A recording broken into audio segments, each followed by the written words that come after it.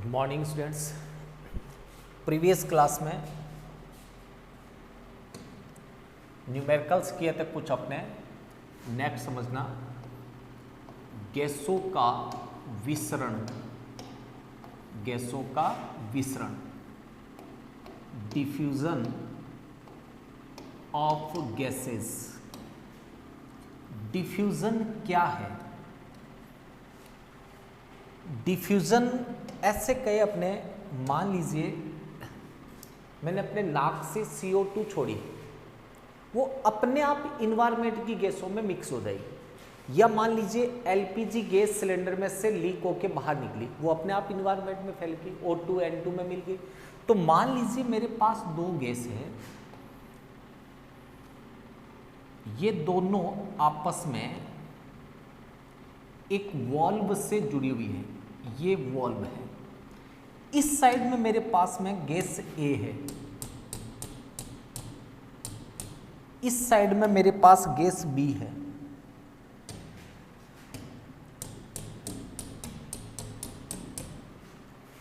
अगर मैं इस वॉल्व को खोल देता हूं, इस वॉल्व को खोल दिया, तो ये गैस से अपने आप एक दूसरे में मिक्स होगी। मतलब इस साइड में रेड भी आ जाएगी, मिक्स होके ब्लैक भी रहेगी, ब्लैक इधर भी आ जाएगी और रेड भी रहेगी। इसी प्रोसेस को क्या बोलते हैं? विसरण। इसका मतलब गैसों में आपस में एक दूसरे में मिलने की प्रवृत्ति होती है। इसी प्रवृत्ति को क्या नाम देते हैं? विसरण। विसरण हमेशा अधिक मात्रा से कम मात्रा की तरफ होता है। विसरण का मतलब ये गैसों की प्रकृति पर निर्भर नहीं करेगी। विसरण का मतलब ये है कि भारी गैस के कण ऊपर आ सकते हैं और हल्के कण नीचे भी आ सकते हैं, या भारी नीचे आ सकते हैं, हल्के ऊपर आ सकते हैं। ऐसा नहीं है कि भारी ऊपर रहेंगे हल्के नीचे, ऐसा कुछ भी नहीं है।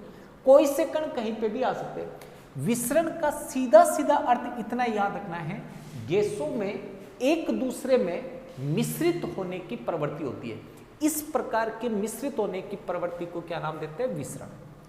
अब विसरण के लिए एक नियम दिया गया था जिसको बोलते हैं ग्राम का विसरण नियम। ग्राम का विसरण नियम, ग्राम का विसरण नियम ये कहता है कि जब गैसें एक दूसरे में मिक्स होगी, विसरित होगी, तो किस गति से विसरित होगी, मतलब उनके विसरण की गति क्या होगी, किस स्पीड से एक दूसरे में मिलेगी। वो जो स्पीड होगी जिसको R से रिप्रेजेंट करते हैं। R क्या है? विसरण की गति।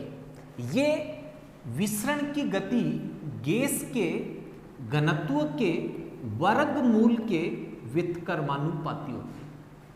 R क्या है? विसरण की गति। किसके व्युत्क्रमानुपाती है? उस गैस के घनत्व के वर्गमूल के व्युत्क्रमानुपाती। इसको मैं समीकरण नंबर दे देता हूं 1। इतना सही है ग्राम का विसरण नियम। आपकी बुक में तो दे ही इतना ही रखा है। अब इसको ध्यान से समझो। ग्राम का विसरण नियम, इस नियम के अनुसार गैसों के विसरण की गति R गैसों के घनत्व के वर्गमूल के व्युत्क्रमानुपाती होती है। R व्युत्क्रमानुपाती होगा घनत्व के वर्गमूल के। अगर मैं दो अलग अलग गैसों की बात करूं तब समझना, R1 बट्टा R2। R1 क्या है? प्रथम गैस के विसरण की गति। R2 द्वितीय गैस के विसरण की गति। प्रोपोर्शनल साइन कैंसिल हो जाएगा क्योंकि बराबर नियतांक आके कट होंगे। Under root D2 upon D1 क्योंकि व्युत्क्रमानुपाती थे। या मैं इसी को ऐसे लिख दूं, बराबर अंडर रूट, आपने ये पढ़ा था गैसों में, गैसों का घनत्व बराबर होता है, गैसों का अणुभार बराबर होता है 2 इंटू वाष्प घनत्व। रसायन विज्ञान की मूलभूत अवधारणाओं में ये पढ़ा था। वाष्प घनत्व और अणुभार में संबंध है। M बराबर 2 इंटू डी, ये D बराबर m/2। तो ऐसे समझो, अगर मुझे ये लेना हो d1/d2 लेना हो तो क्या आएगा, m1/2। d1 की जगह क्या होगा, ये d1 तो ये m1। ऐसे d2 लिखना होगा तो m2 वाला 2 ऊपर चला जाएगा, 2 से 2 कैंसर। इसका मतलब घनत्व का अनुपात अणुभार के अनुपात के समतुल्य होगा। तो मैं इसको ऐसे लिख सकता हूं, √m2/m1, समीकरण नंबर 2। सॉरी, अब इसी को आगे थोड़ा सा और लूंगा, समझना। विसरण के साथ ही एक पॉइंट आता है निसरण। निसरण, निसरण विसरण का ही एक प्रकार है। निसरण क्या है, विसरण का ही एक प्रकार है। इसमें भी गैस एक से दूसरी गैस में मिलेगी, बट निसरण होता क्या है वो समझना। मान लीजिए मेरे पास किसी डब्बे में गैस है, इसके अंदर मेरे पास गैस भरी हुई है, गैस। अब ये गैस एक छोटे से छिद्र में से निकल रही है, छोटे से बारीक छिद्र में से बाहर आ रही है गैस, इसी को निसरण कहते हैं। तो निसरण क्या है, किसी गैस का सूक्ष्म छिद्र में से विसरित होना। विसरित का मतलब बाहर निकलना। किसी गैस का सूक्ष्म छिद्र में से विसरित होना, बाहर निकालना, निसरण कहलाता है। जैसे सिलेंडर में गैस भरी हुई है, जैसे ही आप उसको पिन से दबाते हो तो थोड़ा सा छोटा सा छेद खुल जाता है, उसमें से एलपीजी गैस बाहर आती है। गाड़ी का जो ट्यूब होता है, हवा भरी हुई है, उस ट्यूब में आप हल्की सी पिन चुबो के निकालो, अब उस छोटे से छेद में से वो गैस बाहर आएगी, उसको निसरण कहते हैं। इसका मतलब निसरण एक्चुअल में विसरण ही है। अब समझना, ऐसे विसरण की गति की बात करूं मैं, मान लीजिए ये मेरे पास एक गैस है जो इस छिद्र में से बाहर निकलेगी, ठीक है। इसमें इस पात्र का आयतन है 5 लीटर। पात्र का आयतन कितना है, 5 लीटर। ये ml में भी ले सकता था, 5000 ml। इसका मतलब जब पात्र का आयतन 5000 ml है, यह 5 लीटर है, इसका मतलब गैस का आयतन भी कितना है, 5 लीटर, क्योंकि जितना आयतन पात्र का उतना ही गैस का होगा। अब ये पात्र बंद है, ऐसे समझो, ये बंद है। अब मैंने क्या किया, ध्यान से समझना, t बराबर 10 बजे, इसको T1 मान लेता हूं। 10 बजे मैंने इस छिद्र को खोल दिया, तो इसमें से गैस बाहर निकलना स्टार्ट हुई। 11 बजे तक संपूर्ण गैस बाहर निकल गई है। तो गैस के बाहर निकलने की मतलब गैस के विसरण होने की गति कितनी है, आर कितनी है, तो आर कितना होगा समझना। कितनी गैस थी, 5 लीटर। कितने समय में बाहर निकली, 1 घंटे में। तो विसरण की गति क्या आई, 5 लीटर प्रति घंटे। 5 लीटर प्रति घंटे। कैसे निकाला, गैस का आयतन बट्टा उसको विसरित होने में लगा समय। इसका मतलब ये हुआ कि विसरण की गति का सूत्र क्या है, R बराबर V/T। R बराबर V/T। इसी सूत्र को इसमें अप्लाई कर दूं, देखो R1/R2 बराबर, R1 की जगह लिख दूं V1/T1, V1/T1।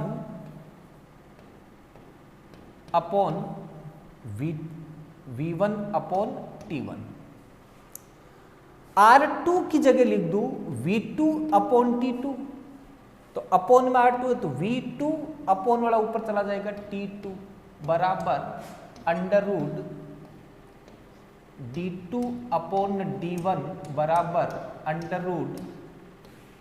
√M2/M1, समीकरण नंबर 3। अब आपको इनमें से कोई से भी दो बराबर करना हो सकता है, आपको R1 बट्टा R2 इसके बराबर करना हो सकता है R1 बट्टा R2 इसके बराबर करना हो सकता है इसके बराबर। वो वैल्यू चेक करनी है कि किससे संबंधित वैल्यू आपको दे रखी है।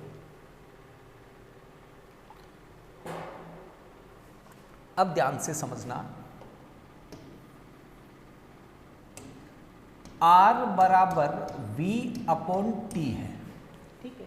इसका मतलब ये हुआ R समानुपाती है आयतन के और R व्युत्क्रमानुपाती है समय के। अगर गैस को विसरित होने में समय ज्यादा लगा तो विसरण की गति कम होगी। अगर समान समय में गैस का ज्यादा आयतन विसरित हुआ तो विसरण की गति ज्यादा है। अब मैं मान लीजिए इन दोनों में से एक चीज को कांस्टेंट करूं। यदि मैं ऐसे बोलूं, यदि T1 बराबर है T2 के, T1 किसके बराबर है? T2 के। इसका मतलब समय समान ले लिया, अब केवल आयतन में चेंज करना होगा। तो क्या लिखूंगा तब R1 बट्टा R2 बराबर होगा V1 बट्टा V2। एक्चुअल में तो ये इतना ही याद रखना, ये तो पहले से आया हुआ है कि R1 अपॉन R2 इसके बराबर, इसलिए लिख रहा हूं। R1 अपॉन R2 बराबर V1 अपॉन V2 बराबर होगा under root D2 upon D1 बराबर होगा under root M2 upon M1, समीकरण नंबर 4। अगर मैं इसको ऐसे लिखता, यदि V1 बराबर है V2 के, मतलब गैसों के समान आयतन को निकालना है, अब समय चेक करना है, तब V1 बराबर V2 हुआ, V1 बराबर V2 तो ये कैंसिल, तब क्या आएगा R1 बट्टा R2 बराबर T2 बट्टा T1 बराबर अंडर रूट D2 बट्टा D1 बराबर अंडर रूट M2 बट्टा M1, समीकरण नंबर 5। ये मैंने पूरा कंपटीशन लेवल तक ले लिया, आपकी बुक में तो केवल एक सूत्र ही दिया होगा। अब इससे रिलेटेड कोई सा भी न्यूमेरिकल आ सकता है। सारे फॉर्मूले एक साथ कर देता हूं, समझना। एक तो ये है R व्युत्क्रमानुपाती अंडर रूट D, या M कर लो, एक ही बात है। एक R ज्ञात करने का सूत्र है V अपॉन T। इन दो से अपने फॉर्मूला बनाया है R1 बट्टा R2 बराबर, इससे क्या लिखूं V1 अपॉन T1, और यहां आ गया V2 अपॉन T2 बराबर पहले सूत्र से D2 upon D1 M2 upon M1। अब जब न्यूमेरिकल आएगा तो आपको समझना है कि फॉर्मूला क्या अप्लाई करना है। जैसे मैं न्यूमेरिकल देता हूं, आप देख के बताना कि कौन सा फॉर्मूला अप्लाई करोगे। न्यूमेरिकल समझो, यदि SO2 ऐसे लिख दो, यदि A व B गैस के समान आयतन को विसरित होने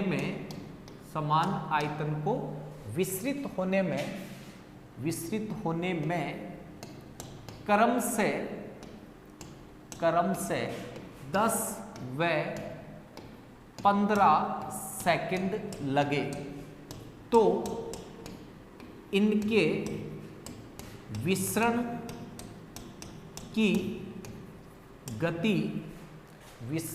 गति का अनुपात क्या होगा। अब ध्यान से समझो, अज्ञात गैस है, घनत्व दिया नहीं, अणुभार दिया नहीं, तो ये तो लगेगा नहीं। आपको R1 और R2 का अनुपात पूछा है तो ये वाला सूत्र लग जाएगा। इस सूत्र में दिया है कि समान आयतन को विस्तृत होने में, इसका मतलब V1 बराबर है V2 के, मतलब ये वाला है, ये वाला V1 बराबर V2, तो R1 बट्टा R2 बराबर T2 बट्टा T1। चाहिए उसी सूत्र से यहीं से कर लो, ये वाला लेना है, V1 बराबर है V2 के, तो R1 मतलब RA बट्टा R2 मतलब RB किसके बराबर हुआ, TB बट्टा TA के बराबर होगा। अपने को ज्ञात करना है RA बट्टा RB। TB कितना, B को विस्तृत होने में कितना समय लगा, 15 सेकंड। A को विस्तृत होने में कितना समय लगा, 10 सेकंड। क्या अनुपात आया, 3/2 या 3:2 या 1.5। 1.5 का मतलब जो ऊपर लिखा हुआ है, जैसे RA लिखा है, तो RA का मान RB से 1.5 गुना ज्यादा होगा, मतलब इसके अनुपात में ऑटोमेटिक 1 माना जाता है। मतलब पहले का जो ऊपर है उसका 1.5, दूसरे का ऑटोमेटिक कंपैरिजन 1 मानते हैं। इसी क्वेश्चन को मैं थोड़ा सा चेंज करता, समझना, इसको आराम से पॉज करके देख लो, फिर दूसरा लिखता हूं इसी जगह, ताकि फॉर्मूला ऊपर ध्यान में रहे।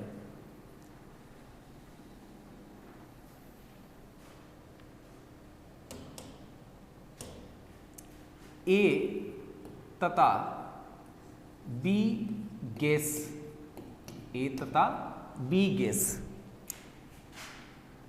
के 5 सेकंड में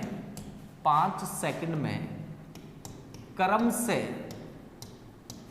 से 10 ml व 15 ml आयतन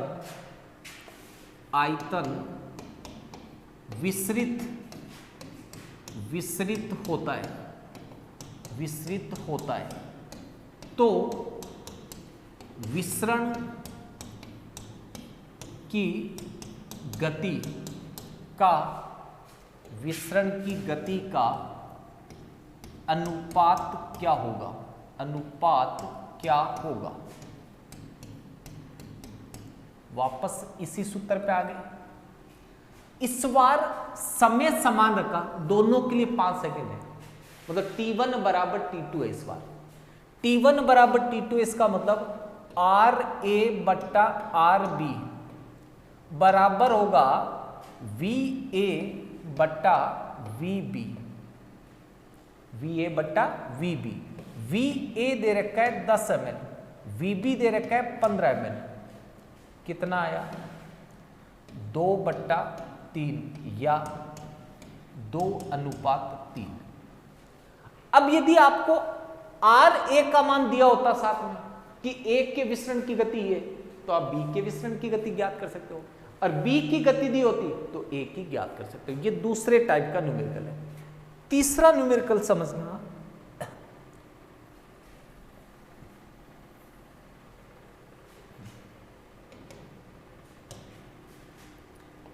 SO2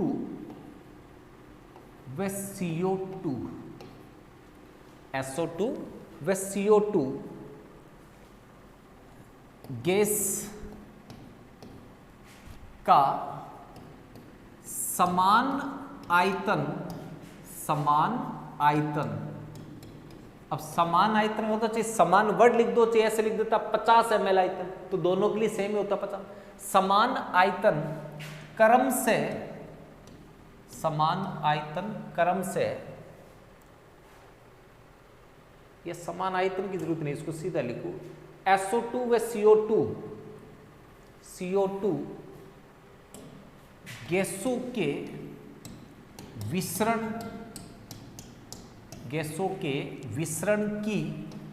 विसरण की गति का अनुपात ज्ञात कीजिए। विसरण की गति का अनुपात ज्ञात कीजिए।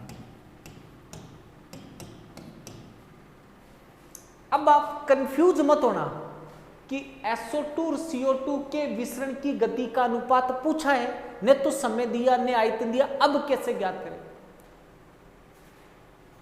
देखो, मैं मेरे घरवाली से जब पूछता हूं कि किसी व्यक्ति का भार कितना होता है, तो वो कहती है पता नहीं, व्यक्ति पे डिपेंड करता है। इसका मतलब फिक्स नहीं है कि अलग अलग व्यक्ति का अलग अलग। जब मैं पूछता हूँ मेरा वजन कितना है, तब कहते हैं 45 kg। इसका मतलब मेरा तो उसको पता ही है ना। तो जब आपको ये पता है कि यहां आपको SO2 और CO2 दिया है, तो इनके अणुभार तो आपको पता होना चाहिए। केमिस्ट्री स्टार्ट करने से पहले मैंने जनरल वीडियो बनाए थे, उनमें आपको कहा था परमाणु भार रट लो, हर चैप्टर में काम आएगा। तो इसका अणुभार अपने को पता है 32 + 16 × 2 32 62, और इसका 44। तो जब अणुभार पता है और ये अपने को ज्ञात करना है, तो सूत्र क्या बना, RSO2 / RCO2 बराबर √ MCO2 बटा MSO2 बराबर √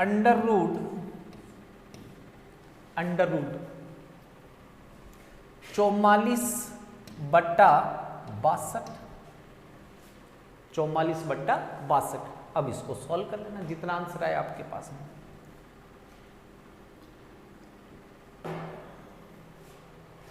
नेक्स्ट क्वेश्चन समझना, इसको पॉज करके रोक के देख लेना।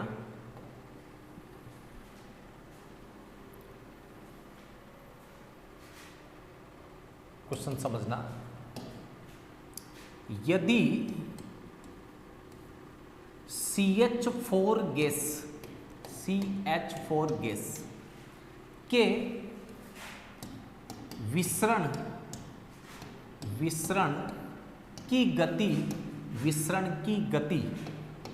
विसरण की गति 5 ml/सेकंड हो, 5 ml/सेकंड हो, तो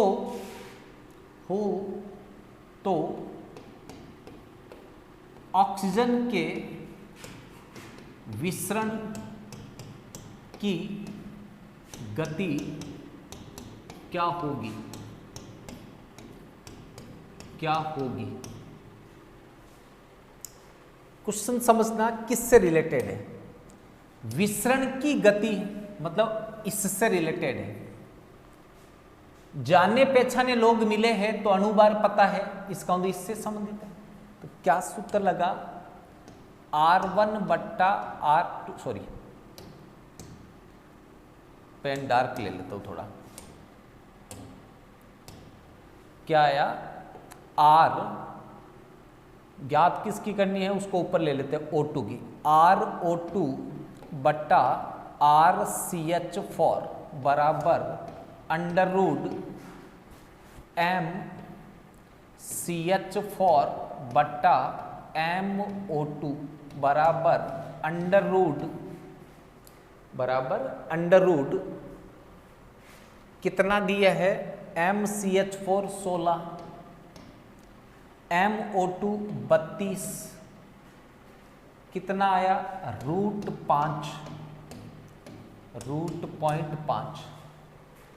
तो RO2 कितना होगा, RO2 बराबर √0.5 इंटू RCH4। RCH4 पता है, CH4 के विसरण की गति 5 है, तो ये RCH4 लिखता हूं बराबर √0.5 इंटू RCH4 कितना है, 16, सॉरी 5। अब इसका अगर मैं स्क्वायर करूं, RO2 का स्क्वायर, तो इधर वाले का भी स्क्वायर होगा, इधर वाले का स्क्वायर होगा, तो इसका तो स्क्वायर रूट हट जाएगा, इसका स्क्वायर हो जाएगा 25। 25 को 0.5 से गुणा कर दो, 12.5। अब 12.5 का रूट ले लो वापस, RO2 बराबर √12.5, √12.5 कितना आ जाएगा, अप्रॉक्सीमेट 3.45 के आसपास आ जाएगा। इसको आप सॉल्व कर लेना जितना भी है। इस तरह के क्वेश्चन इसमें पूछ सकते हैं, या घनत्व से संबंधित पूछ सकते थे। एक गैस का घनत्व दे देते, दूसरी गैस का घनत्व आपको ज्ञात करवा सकते थे। या ऐसा लास्ट टाइम कितना हो गया इसमें 24 मिनट। अब नेक्स्ट टॉपिक समझना, गैसों का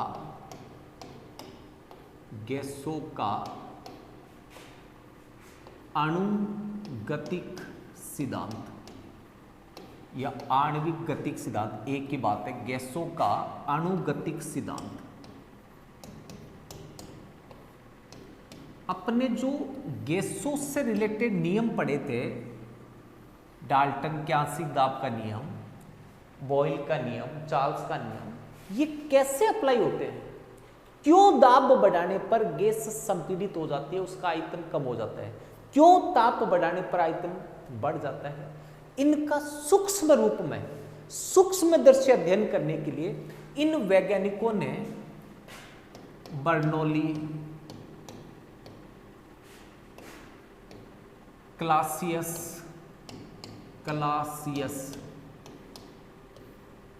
मैक्सवेल, बोल्ट्जमान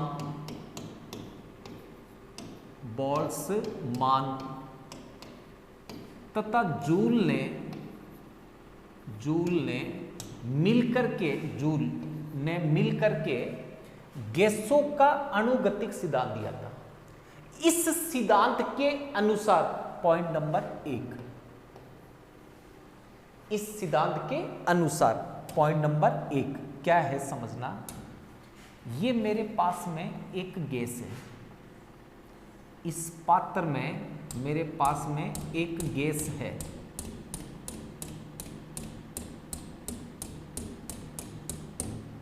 इस पात्र में जो है उस पूरे को नाम दिया मैंने गैस, पूरे को क्या नाम दिया, गैस। इसका मतलब ये हुआ कि जो पूरी गैस थी ये छोटे छोटे कणों से मिलकर बनी होती है। तो पहला पॉइंट है कि प्रत्येक गैस सूक्ष्म कणों से मिलकर बनी होती है, सूक्ष्म कणों से मिलकर बनी होती है, जिन्हें एक्रिय गैस है तो परमाणु नाम देते हैं, O2N2 ओजोन है तो अणु नाम देते हैं। अब मैं बोर्ड पे पूरा डिटेल में लिख नहीं रहा हूं, पॉइंट नंबर 1 आप खुद लिखना, नोट्स बनाते समय क्या लिखोगे, पॉइंट नंबर 1 इस सिद्धांत के अनुसार, वहां तक तो लिखा हुआ पॉइंट नंबर 1, प्रत्येक गैस सूक्ष्म कणों से मिलकर बनी होती है, जिन्हें परमाणु या अणु कहते हैं। ये पॉइंट नंबर 1 था। पॉइंट नंबर 2 समझना, मान लीजिए इस डब्बे का आयतन 50 लीटर है, मतलब 50,000 ml है, तो गैस का आयतन भी कितना होगा, 50,000 ml। जो आयतन पात्र का है वही तो आयतन डब्बे का होगा, कितना आएगा, 50,000 ml। अब मैं इस एक कण की बात करूं, इस एक छोटे वाले गैसीय कण की, इसकी, क्या ये छोटे वाला एक कण 50,000 ml है क्या, इसका आयतन मान लीजिए 1 ml है। तो रिजल्ट क्या निकला कि इस गैस के कुल आयतन की तुलना में इस एक कण का आयतन नगण्य है। ये कण जो भी है परमाणु या अणु, इसका आयतन नगण्य है। तो पॉइंट नंबर 2 क्या हुआ, गैसीय अणु का आयतन, गैसीय अणु का आयतन गैस के संपूर्ण आयतन की तुलना में नगण्य होता है। जैसे लाइन मैंने लिखी वैसे आपको नहीं लिखनी है गैस अणु का आयतन नगण्य, आपको ये लिखना है गैसीय अणु का आयतन संपूर्ण गैस के आयतन की तुलना में नगण्य होता है।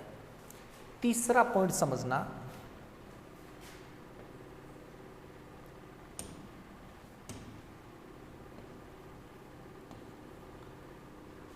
एक बुढ़ा और बुढ़ी मार्केट जा रहे थे सीधे सीधे। अगर बुढ़िया थोड़ी सी रुक जाती तो बूढ़ा आगे नहीं जाता, तुरंत रुक जाता। जिस साइड में बूढ़ा टर्न लेता, बुढ़िया भी उसी साइड में टर्न लेती। इसका मतलब ये दोनों साथ साथ क्यों चल रहे थे? क्योंकि इनमें प्यार था, मतलब इनमें आकर्षण बल था, अंतरा अणुक बल था, जिसको आकर्षण बल कहते हैं।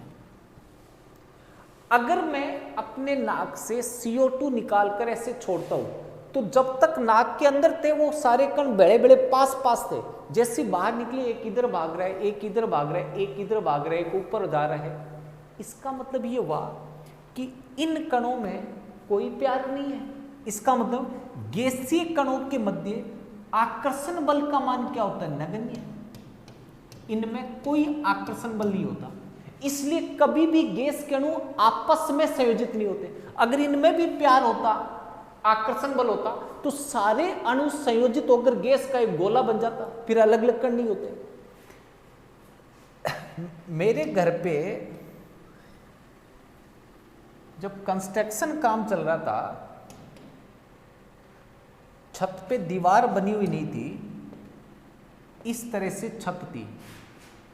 तो एक ऑक्सीजन अणु छत से सीधा आगे की तरफ गया। उसको देख करके मेरी मिसेज भी हिम्मत करके ऐसे दीवार से आगे बढ़ने लगी। मैंने तुरंत पीछे से पकड़ लिया। मैंने कहा बावली क्या कर रही है? बोली आगे जा रही हूँ, मर जाएगी यहाँ गिर के। बोली ये O2 का अणु भी तो गया है। तो मैंने उसको कहा इसका जो द्रव्यमान था, जो इसका भार था, वो नगण्य था। भार नगण्य होने का मतलब जो गुरुत्वाकर्षण बल होता है वो होता है mg। जब m नगण्य होगा तो गुरुत्वाकर्षण बल भी नगण्य होगा। मतलब इस ऑक्सीजन के अणु पर भार नगण्य होने के कारण गुरुत्वाकर्षण बल नहीं लगा, इसलिए वो सीधा ऊपर चला गया। तेरा भार है 80 kg के आसपास, तो तू अगर जाएगी तो तेरे ऊपर तो जी लगेगा 80 इंटू 9.81। इतना जब लगभग 700-800 न्यूटन बल लगेगा तो तू तो सीधे नीचे जाके गिरेगी। बोले अच्छा ये बात है क्या? इसका मतलब ऑक्सीजन पे नगण्य है गुरुत्वाकर्षण? बिल्कुल नगण्य है। इसका मतलब ये हुआ कि गैसों में अंतरा अणुक आकर्षण बल, अंतरा अणुक आकर्षण बल तथा गुरुत्वाकर्षण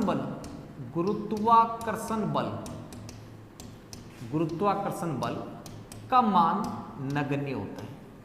अगर गैसों पे गुरुत्वाकर्षण बल लगता तो वायुमंडल में गैसें होती नहीं, सारी आके जमीन में बैठ जाती। फिर अपन चलते पैर से फुटबॉल की तरह मारते, कभी O2 को, कभी N2, कभी H2, ऊपर सांस ले ही नहीं पाते, फिर जमीन में रेंगते दिन भर, सांस आ जाए। तो ऐसी सिचुएशन होती है।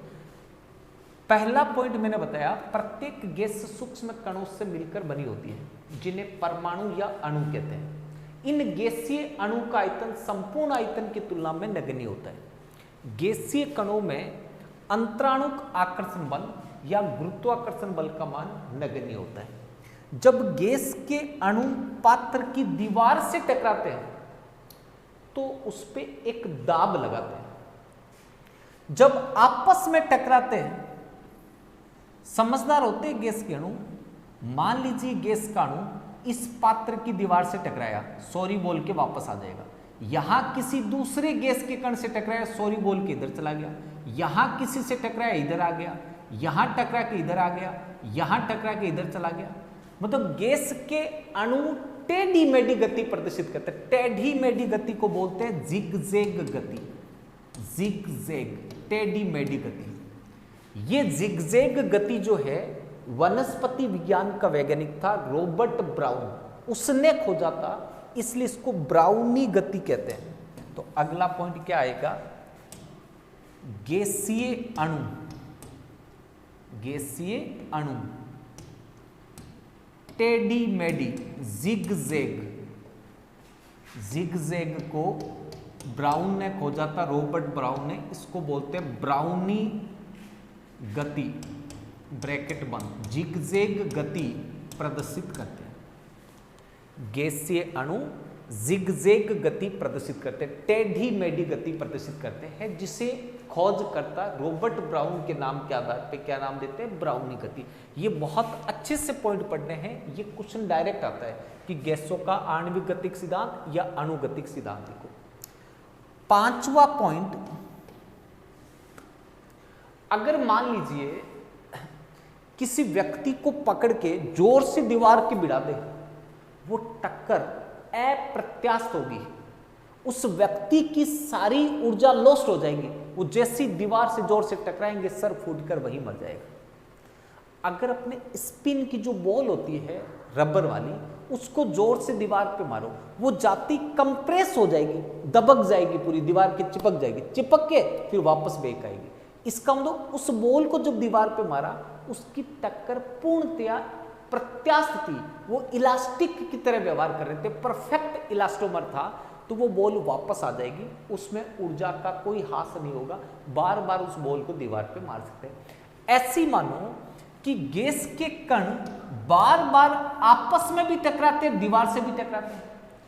अगर इनकी टक्कर पूर्ण रूप से प्रत्यास्थ नहीं होती तो हर बार टक्कर से ऊर्जा हास होता, एनर्जी लॉस होता, तो एनर्जी लॉस करके लास्ट में गिर जाने चाहिए कि अब खत्म, बस इतना ही घूमेंगे।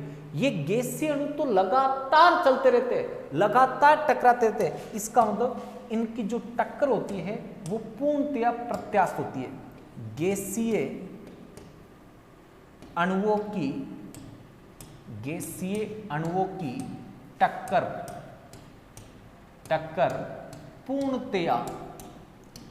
पूर्णतया प्रत्यास्थ होती है, प्रत्यास्थ, जिससे टक्कर द्वारा ऊर्जा हास नहीं होता, ऊर्जा हास नहीं होता।